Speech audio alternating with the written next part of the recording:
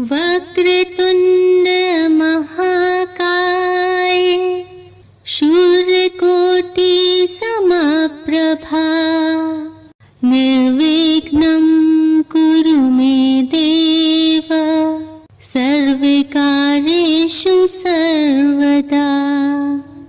ओम गण गणपतये नमो नमः। श्री सिद्धि विनायक नमो नमः। अष्ट विनायक नमो नमः। गणपति बप्पा मोरया। ओम नमो भगवते वासुदेवाय नमः। हर हर महादेव। राधे राधे। मेरी सभी माताओं बहनों और भाई बंधुओं को मेरा नमस्कार है। आप सभी का भारतीय वंदिनी चैनल में स्वागत है।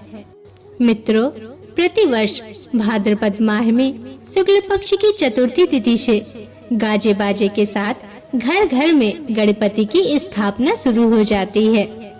देश भर में गणेश चतुर्थी के दिन से 10 दिन तक चलने वाले गणेश उत्सव की शुरुआत हो गई है। लेकिन क्या आप जानते हैं कि यह उत्सव 10 दिनों तक ही क्यों चलाया जाता है? आइए जानते हैं कि इसके पीछे का क्या कारण है। मित्रों, गणेश उत्सव मनाने के पीछे कई कथाएं प्रचलित हैं। माना जाता है कि भाद्रपद माह में शुक्ल पक्ष की चतुर्थी तिथि को ही गणेश जी का जन्म हुआ था, इसलिए इस दिन को गणेश चतुर्थी के नाम से जाना जाता है। वहीं दूसरी ओर 10 दिनों तक गणेश उत्सव मनाने के पीछे यह कथा मिलती है कि वेद व्यास जी ने गणेश भगवान से महाभारत ग्रंथ लिखने की प्रार्थना की, तो गणेश जी ने 10 दिनों तक बिना रुके महाभारत लिखते रहे। जब वेद व्यास जी ने देखा तो पाया कि गणेश जी का तापमान बहुत बढ़ा हुआ है और वे 10वें दिन उन्हें नदी में स्नान करवाने ले गए। मित्रों, तभी से गणेश चतुर्थी की शुरुआत मानी जाती है। मित्रों, गणेश चतुर्थी की शुरुआत हो चुकी है और हम सभी के घर में बप्पा आ भी चुके हैं।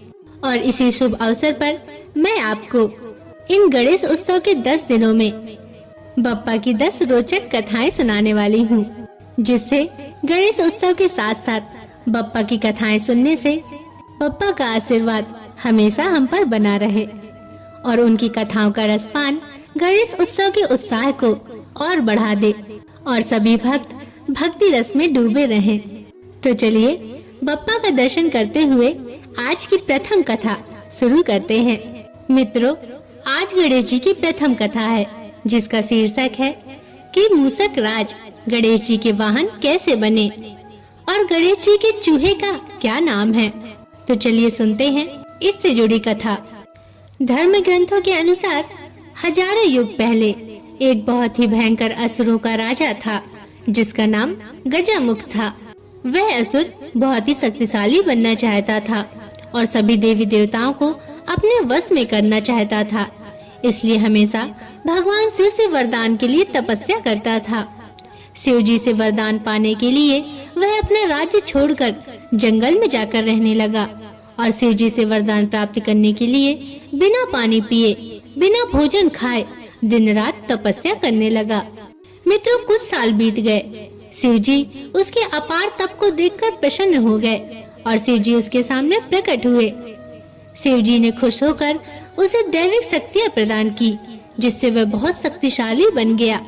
सबसे बड़ी ताकत जो शिव जी ने उसे प्रदान की वह यह थी कि वह किसी भी शस्त्र से नहीं मारा जा सकता।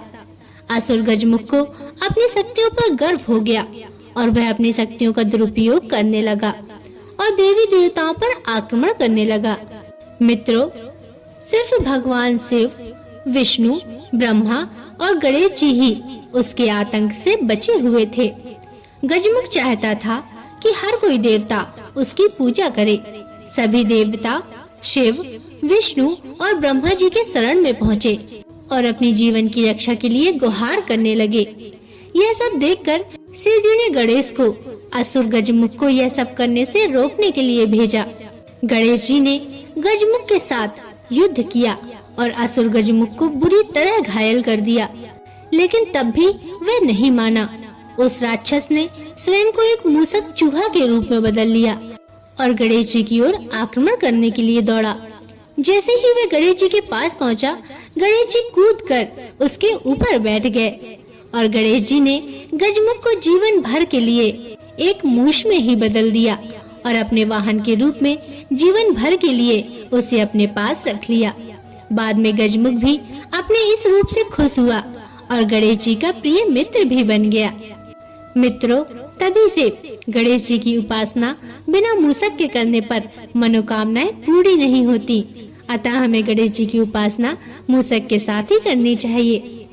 मित्रों, गणेश जी के वाहन मूषक से संबंधित एक अन्य कथा का जिक्र भी गणेश पुराण में मिलता है, जिसके अनुसार द्वापर युग में एक बहुत ही बलवान मूषक महर्षि पराशर के आश्रम में आकर महर्षि को परेशान करने लगा। उत्पाती मूषक ने महर्षि के आश्रम में मिट्टी के बर्तन तोड़ दिए, आश्रम में रखे अनाज को नष्ट कर दिया, ऋषियों के वस्त्र और ग्रंथों को कुतर डाला। महर्षि पराशर मूषक की इस करतूत से दुखी होकर गणेश जी की शरण में गए। गणेश जी महर्षि की भक्ति से प्रसन्न हुए और उत्पाती मूषक को पकड़ने के लिए अपना पाश फेंका। पाश मूषक का पीछा करते हुए पाताल लोक पहुंच गया और उसे बांधकर गणेश जी के सामने ले आया। गणेश जी को सामने देखकर मूषक उनकी स्तुति करने लगा। गणेश जी ने कहा, तुमने महर्षि पराशर को बहुत परेशान किया है, लेकिन अब तुम मेरी शरण में हो, इसलिए जो चाहो वरदान मांग लो। गणेश जी के ऐसे वचन सुनते ही मूषक का अभिमान जाग उठा। उसने कहा कि मुझे आपसे कुछ नहीं चाहिए, अगर आपको मुझसे कुछ चाहिए तो मांग लीजिए। गणेश जी मुस्कुराए और मूषक से कहा कि तुम मेरा वाहन बन जाओ। अपने अभिमान के कारण मूषक गणेश जी का वाहन बन गया, लेकिन जैसे ही गणेश जी मूषक पर चढ़े, गणेश जी के भार से वह दबने लगा। मूषक ने गणेश जी से कहा, प्रभु, मैं आपके वजन से दबा जा रहा हूँ। अपने वाहन की विनती सुनकर गणेश जी ने अपना भार कम कर लिया। इसके बाद से मूषक गणेश जी का वाहन बनकर उनकी सेवा में ही लगा हुआ है। मित्रों, यह थी गणेश उत्सव की प्रथम कथा। आशा करती हूँ कि आपको कथा पसंद आई होगी। अगर इसमें कोई त्रुटि हो तो मुझे क्षमा करिएगा। और आपसे निवेदन है कि यदि आप चैनल पर नए हैं या अभी तक आपने चैनल को सब्सक्राइब नहीं किया है तो कृपया करके चैनल को सब्सक्राइब अवश्य कर लीजिएगा और बगल में बनी हुई घंटी को जरूर दबा लीजिएगा, ताकि मैं आपके लिए ऐसी ही पवित्र कथा कहानियाँ लाती रहूं। और कमेंट में हमें जरूर बताइएगा कि आपको कहानी कैसी लगी और लिखना ना भूलिएगा। गणपति बप्पा मोरया, मंगल मूर्ति मोरया। अब अगले वीडियो तक के लिए नमस्कार।